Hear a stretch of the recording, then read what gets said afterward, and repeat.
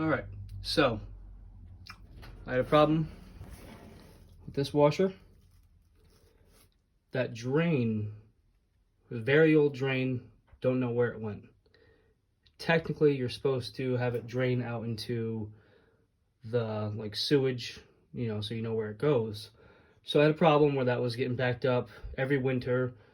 Something was freezing in there, wouldn't let me, the washer kept getting backed up and kind of dumping all over the floor.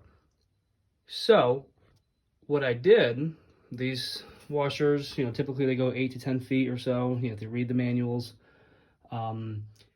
Is I pumped it up as high as I could.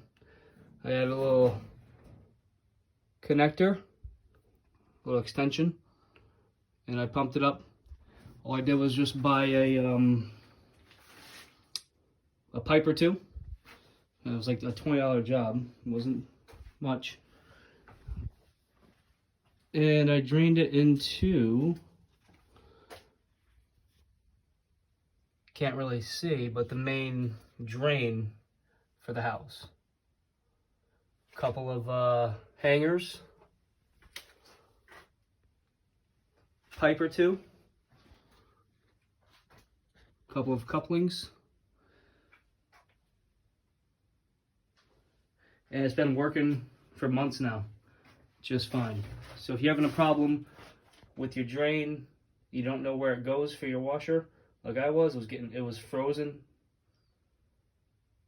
every winter. It would get frozen, and it's a very old house, so we didn't know where it was going. Washer, little extension, up.